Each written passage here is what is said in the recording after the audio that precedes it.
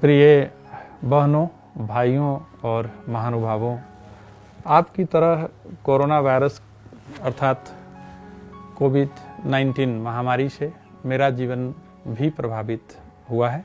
करीब 1 महीना पहले जब बंदाबंदी शुरू हुआ, उसके बाद से प्रायः 1-2 रोज छोड़ करके मैं भी आपकी तरह से ही घर के अंदर ही रह रहा हूँ।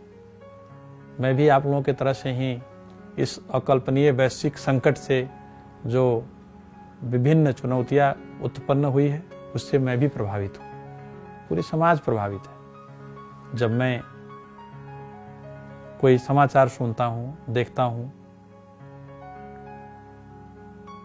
जब मुझे देश के अंदर या देश के बाहर बहुत से हमारे परिचित लोग, बहुत से हमारे नेपाल के जो हमारे नेपाली भाई बहन लोग हैं, वो उनके पीड़ा के बारे में, उनके दर्द के बारे में, कईयों के मृत्यु के बारे में सुन रहा हूँ, तो मैं भी आप लोगों की तरह से ही परेशान हूँ। राष्ट्रीय जनता पार्टी नेपाल के अध्यक्ष मंडल के एक सदस्य, रौथर क्षेत्र नंबर 1 के सांसद के नाते इसके बावजूद भी ये कोविड-19 कोरोना महामारी जो है वायरस की वजह से फैला हुआ है, इस महामारी के बारे में चिंतन तो किया ही जाता है। अब आने वाले समय में जो बारिश या ये होने वाली है, उसके संदर्भ में, राजनीतिक विषय वस्तुओं के संदर्भ में, हमें देश और मदेश की समस्या के संदर्भ में, कई लोग विभिन्न जगह पे फंसे हुए हैं, उनके संबंध में भी चिंतन करना पड़ता है। तो मेरी तो थोड़ी सी ध्यान दूसरी ओर भी जाती है, लेकिन ये सूचना प्रौद्योगिकी के विकास के कारण, जो खास करके जब ये घर पे रहता हूँ, सोशल मीडिया देखता हूँ, तो कोरोना वायरस के संक्रमण के संबंध में बहुत सारी जानकारियाँ मिलती है। सूचना प्रविधि के विकास के कारण से सभी समाचार हमारे आपके नज़दीक तक आता ही है। तो हम सभी जो मधेश के गांव में रहने वाले लोग हैं, हमारे खास करके बुजुर्ग हैं, माता पिता हैं, उनके प्रति ज़्यादा दिलचस्पी है, क्योंकि वो लोग का जो उम्र है उसमें ये वायरस और ज़्यादा पकड़ता है। और इसके संदर्भ में जो तरह तरह के अफवाह हो रहा है, मुझे लगता है कि उससे हम लोगों को बचना चाहिए। कोरोना वायरस से जो संक्रमित व्यक्ति है, उसे बिना हाथ छुए, उसे बिना मिले, बिना गला मिलाए ये फैलता है, हवा में उड़ करके पकड़ लेता है। इस तरह की जो अफवाह है, ये वास्तविकता नहीं है। ऐसे आधारहीन अफवाह से आपको बचने की जरूरत है।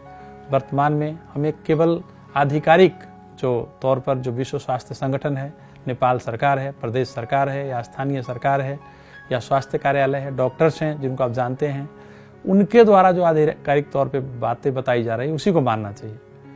उनके जो द्वारा दिए जा रहे सलाह है, वो जो या दस्तावेजीकरण का कोई डॉक्यूमेंट आपको मिलता है, वो है, उस पर विश्वास करना चाहिए। ये आपके लिए, आपके परिवार के स्वास्थ्य के लिए, हमारे लिए, सभी के लिए सुरक्षित उसको रखने के लिए, जिंदगी बचाने के लिए आवश्यक है। और आप सभी को, हम सभी को इसका ध्यान से पालन करना चाहिए। तो यह महत्वपूर्ण बात है कि एक दूसरे से शारीरिक रूप से दूरी बनाए रखें, फिजिकल डिस्टेंस मेंटेन करें, जिसे आजकल लोग सामाजिक दूरी कह रहे हैं मीडिया में। गांव के घरों में यदि आप दूसरों से मिलते समय आप कम से कम 1 मीटर की दूरी रखनी चाहिए। 1 मीटर लगभग 3 हाथ होता है, या 3 फीट से कुछ ज़्यादा होता है, तो आपको वो दूरी मेंटेन करना चाहिए। यदि आप 6 फीट की दूरी मेंटेन करते हैं तो वो अत्यंत ही सुरक्षित है। और अब पर्व त्योहार है, मेला है, बाजार है, या आप अब शादी विवाह का समय है, मंदिर जा रहे हैं, कहीं जा रहे हैं, तो आप भीड़ भाड़ में न जाएं। इस वर्ष इन पर्वों को, त्योहारों को, या आप शादी विवाह के विषय को, या कोई मरण हरण का संस्कार है, उसमें भी कम से कम लोग सहभागी हों। दूसरा, यदि आप पिछले 2 सप्ताह में भारत, खाड़ी मुल्क या किसी अन्य देश से आए हैं, या कोरोना प्रभावित देश के किसी व्यक्ति से आप संपर्क में आए हैं, तो आपको लाज नहीं मान करके, इसको झिझक नहीं मान करके, आपको जो सरकार के द्वारा, विभिन्न तरह के सरकार के द्वारा निर्देशित जो 2 सप्ताह के लिए क्वारंटाइन अर्थात एकांत में रहना है, वहाँ पर जाकर के आप रहें। इससे कोई इज्जत प्रतिष्ठा नहीं जाएगी, इससे आपका जान बचेगा, परिवार का जान बचेगा, समाज का जान बचेगा, देश को कम परेशानी होगी।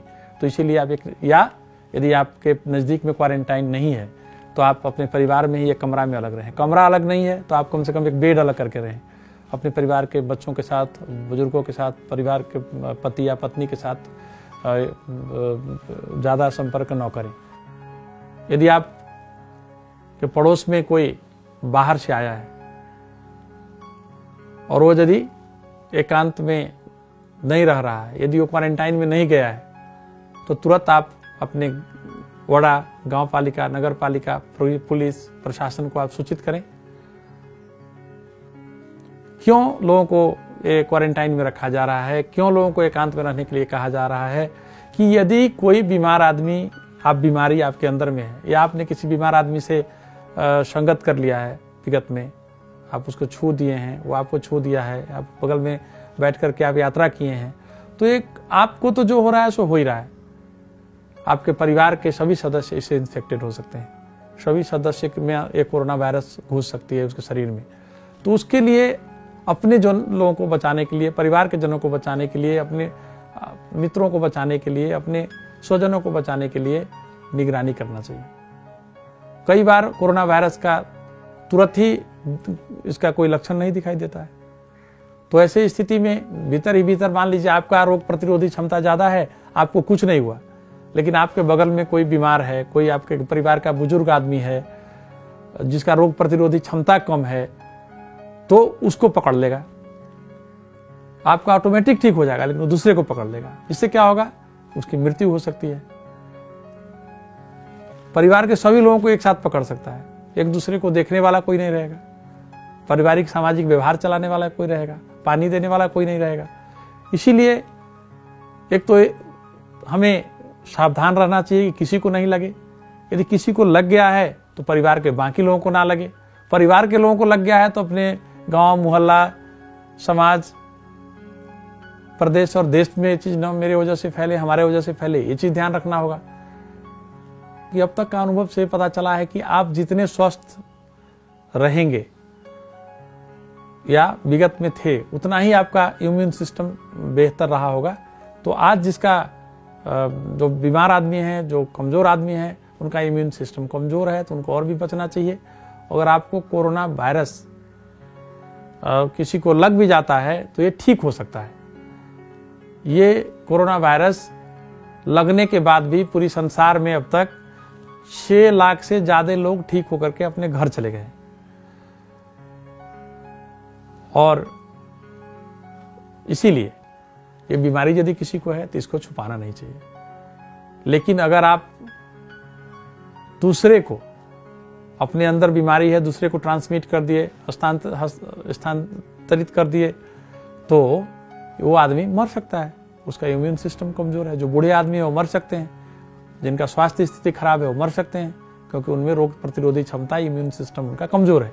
इसीलिए ऐसे समय में मैं उन लोगों से अनुरोध करता हूं कि न केवल खुद के लिए बल्कि परिवार के लिए, दूसरों के लिए, समाज के लिए आप सरकार के निर्देशानुसार आप जो है क्वारंटाइन में रहे, एकांत स्थान में रहें। ऐसे भी हम लोगों को सोशल डिस्टेंसिंग सभी को मेंटेन करना चाहिए। हम यदि 2 सप्ताह तक कम से कम धैर्य से रह सकते हैं क्वारंटाइन में, तो जो बीमार भी हैं वो या तो ठीक हो जाएंगे या तो उनका इलाज होगा। और उसे जो छोटी मोटी असुविधा होगी तो वो असुविधा, एक छोटा सा असुविधा सहने से पूरा परिवार बचेगा, पूरा गांव बचेगा, पूरा समाज बचेगा। और इसमें 2 सप्ताह कोई ज़्यादा समय भी नहीं है। पूरे देश 1 महीना से लॉकडाउन है, पूरी दुनिया लॉकडाउन है। तो इसीलिए एक प्रकार से सभी लोग परेशानी ही झेल रहे हैं। लेकिन ये बीमारी लग जाने के बाद में ज़्यादा परेशानी है, तो थोड़े से परेशानी एकांतवास या जो सोशल डिस्टेंसिंग ये चीज़ मेंटेन कर लेते हैं तो ये सभी को इससे कल्याण होगा। तीसरा, कई डॉक्टरों और विशेषज्ञों का कहना है कि इस बीमारी को, अर्थात कोरोना वायरस को, कोविड-19 को रोकने के लिए सबसे बेहतर तरीका में से एक है और अचूक तरीका है, अचूक अस्त्र है इसका, कि आप अपने हाथों को साबुन और पानी से अच्छी तरह से धोएं। साबुन पानी से हाथ को अच्छी तरह से धोना ही इसका सबसे रामबाण उपाय है। कोविड-19 का कीटाणु अक्सर हमारे हाथों से हमारे मुंह में, हमारे नाक में या हमारे आंखों में घुस जाते हैं और फिर वो अंदर जाकर के बीमारी फैलाते हैं और मृत्यु तक पहुंचा सकते हैं। इसलिए अपने हाथों को साबुन पानी से अच्छी तरह से धोएं। चूंकि यह जो संक्रमित स्थान है, व्यक्ति है, दोनों से फैलता है, तो इसीलिए हम बार बार कहा जा रहा है कि अपने हाथों को साबुन पानी से अच्छी तरह से धोए, खास करके बाहर के से आने के बाद या बाहर के लोगों से मिलने के बाद। और जितना हो सके अपने हाथों से अपने चेहरे को या आंख को न छुएं, मुंह को न छुएं, नाक को न छुएं। हालांकि यह बीमारी